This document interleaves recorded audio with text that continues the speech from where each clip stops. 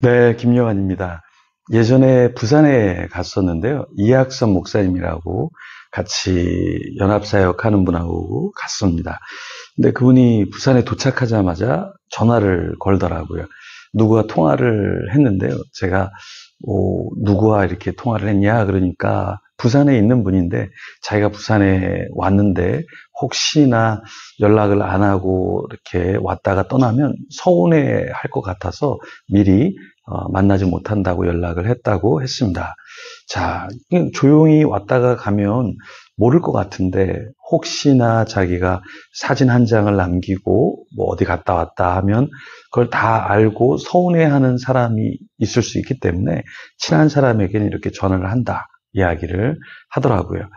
네, 참 많은 배려를 하는 거죠. 그러면서 소통해서 혹시나 오해가 생기지 않게끔 하는 것인데요. 성숙한 사람일수록 혹시나 내가 실수하는 건 아니야? 내가 뭔가 누구에게 상처를 주는 건 아닐까? 이런 민감함이 조금 있죠. 오늘 본문의 야곱이 라반 곁을 떠나잖아요. 결국에 나중에 이제 라반이 추격을 하게 되는데 그때에 서로 대화를 할 때 좀 민망한 부분이 무엇이었을까요? 라반이 좀 서운했겠죠. 왜 그러냐면 야곱이 제대로 인사하지 않고 도망가듯이 갔기 때문에 그랬죠. 그런데 또 다른 일도 있었죠. 드라빔을 훔친 것도 한몫했습니다. 그래서 두 사람 관계가 깨져버릴 수도 있었는데요. 이 장면을 보면서 우리가 어떤 것을 조금 더 묵상해야 될까요? 생각해야 될까요? 우리 본문을 살펴보면서 조금 더 살펴보겠습니다. 오늘 31장 25절에서 35절 말씀인데요. 25절에서 28절 같이 읽어보겠습니다. 라반이 야곱을 뒤쫓아 이르렀으니 야곱이 그 산에 장막을 친지라. 라반이 그 형제와 더불어 길르앗 산에 장막을 치고 라반이 야곱에게 이르되 내가 나를 속이고 내 딸들을 칼에 사로잡힌 자 같이 끌고 갔으니 어찌 이같이 하였느냐. 내가 즐거움과 노래와 북과 수금으로 너를 보내겠거늘 어찌하여 내가 나를 속이고 가만히 도망하고 내게 알리지 아니하였으며 내가 내 손자들과 딸들에게 입맞추지 못하게 하였으니 내 행위가 참으로 어리석도다. 본문을 이렇게 읽어보면 라반의 말만 딱 들어보면 야곱은 죽일 사람, 뭔가 잘못한 사람이죠. 라반이 뭐라고 얘기했습니까? 네, 26절에 라반이 야곱에게 뭐라고 얘기해요? 나를 속이고 내 딸들을 칼에 사로잡힌 자 같이 끌고 갔으니 이렇게 이야기를 합니다.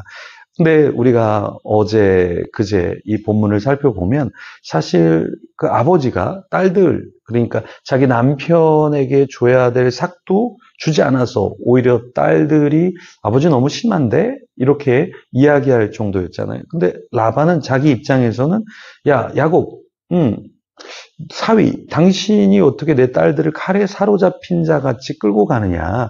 어떻게 그럴 수 있느냐? 입장이 굉장히 많이 다르죠. 그러니까 한 사람 입장에서는 이렇게 납치해 가듯이 이렇게 데려가는 것이고 또 야곱의 입장에서는 야 삭을 변경해도 이렇게 변경하고 돈을 안 주려고 이렇게 발악을 하다니 이렇게 서로의 입장차가 너무나 많이 달랐다라는 것이죠. 그러면서 라반은 내 손자들과 딸들에게 입맞추지도 못하게 하고 이렇게 하는 거 너무 어리석은 거야. 이렇게 이야기를 했습니다. 두 사람의 입장차가 너무나 컸다라는 것이죠.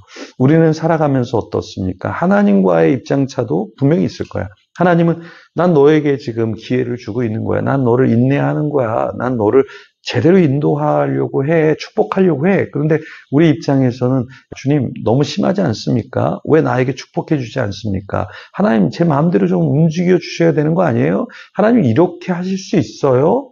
저는 하나님을 이해할 수 없습니다. 우리의 입장, 하나님의 입장 좀 다른 부분이 분명히 있을 겁니다. 또 하나님과 우리와의 입장뿐만 아니라 우리가 서로 한 공동체 안에서 한 가정 안에 있어도 서로의 생각이 굉장히 많이 다를 거예요. 그죠? 이 입장차를 어떻게 줄일 수 있을까요? 네, 우린 서로 소통해야 하겠죠. 그래서 내가 생각하는 것과 저 사람이 생각하는 것이 어떤가 또 맞지 않는 부분이 있다면 좀 조율하고 또 오해를 풀고 하는 것이 필요하겠죠. 라반은 야곱을 해할 만한 능력이 자신에게 있으나 왜 그렇게 하지 않았느냐 이렇게 이야기하냐면 29절에 보면 밤에 하나님께서 나타나서 야곱에게 선악간에 말하지 말라 이렇게 하나님이 하셨다라는 거예요. 자, 여기에 29절에 너를 해할 만한 능력이 내 손에 있으나 너희 아버지의 하나님이 어젯밤에 내게 말씀하시기를 너는 삼가 야곱에게 선악간에 말하지 말라 하셨느니라.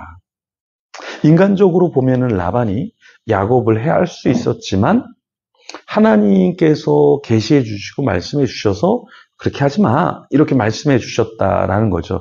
우리도 이렇게 살면서 원한을 갚으려고 하고 뭔가 공격하려고 하는 마음이 우리 속에 있을 수 있습니다. 그럴 때 우리는 누구의 음성을 들어야 될까요? 내 안에 있는 내 안에 있는 거짓의 음성을 들어야 될까요? 아니면 하나님의 음성, 하나님의 말씀을 우리가 들으면서 성령 하나님이 주시는 따뜻한 마음, 사랑의 마음을 우리는 따라야 할까요? 우리는 때로 내 생각이 하나님의 생각이라고 착각하는 경우가 있어요. 악한 생각이 악하다 이렇게 생각하지 못하고 악한 말을 하고 또 비방하고 원망, 불평의 말을 우리가 막 쏟아낼 수 있다라는 것이죠. 그렇지만 그것은 주님께서 기뻐하지 않으시겠죠. 그래서 우리가 이 라반이 자신이 잘못한 것도 있음에도 불구하고 뭔가 원한을 복수하려고 할 때 하나님께서는 선악간에 말하지 말라. 말하지 마. 야, 너 말하지 마. 네가 맞을 수도 있지만 네가 잘못 생각할 수도 있어. 그러니까 그렇게 막 말하지 말고 좀 잠잠해. 이렇게 하셨다라는 거예요. 그리고 그 음성을 들은 라반은 순종을 했죠. 라반은 야곱이 이제 실수한 그것이 무엇이냐 그랬을 때 자신의 신 드라빔을 왜 도둑질했느냐 이렇게 이야기를 했죠. 근데 라반은 당당하게 얘기했지만 야곱은 더 당당하게 뭐라고 얘기했습니까? 예, 제가 그거 훔치지 않았는데요. 누구든 드라빔을 취한 자가 있으면 그냥 라반이 그 사람까지 취해버리세요. 이렇게 이야기를 했다라는 거죠. 라반은 분명히 피해의식이 있었어요. 그래서 자기의 딸들, 또 재산, 심지어 자기가 섬겼던 우상, 드라빔까지 잃어버린 것에 대해서 화가 났겠죠. 근데 야곱은 너무나 당당하게 난 훔치지 않았고 우리 가족의 누구도 훔치지 않았습니다. 이렇게 이야기를 했습니다. 근데 사실은 라헬이 드라빔을 가져갔죠. 근데 라헬이 변명을 하죠. 내가 몸 상태가 이러니까 제가 일어날 수 없네요. 그러면서 자기가 숨겼던 드라빔이 발견되지 않도록 했다라는 겁니다. 라헬의 이 성격, 성품을 보면은 자신에게 유익이 될 것 같으면 거짓말도 굉장히 자연스럽게 하는 그런 모습을 우리가 볼 수 있죠. 근데 이것은 우리 크리스찬의 모습은 아니겠죠. 우리가 하나님을 섬기는 자로서 나에게 유익이 된다고 무엇을 훔치고 그리고 거짓말을 하는 것은 주님께서 기뻐하지 않으실 겁니다. 그래서 우리가 정직한 사람이 되고 진솔하게 맞다, 아니다.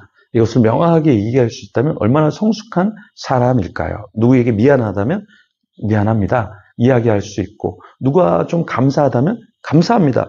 이야기하는 것이 필요하지 않을까요? 이런 사람이 성숙한 사람이겠죠. 그래서 오늘도 성숙한 사람이 되도록 남은 생에 주님 기뻐하시는 그런 하나님의 사람이 되도록 진실하고 정직한 저와 여러분이 되기를 소망합니다. 그런 자가 되도록 우리 같이 기도하며 하나님 앞에 나아가겠습니다. 같이 기도하겠습니다.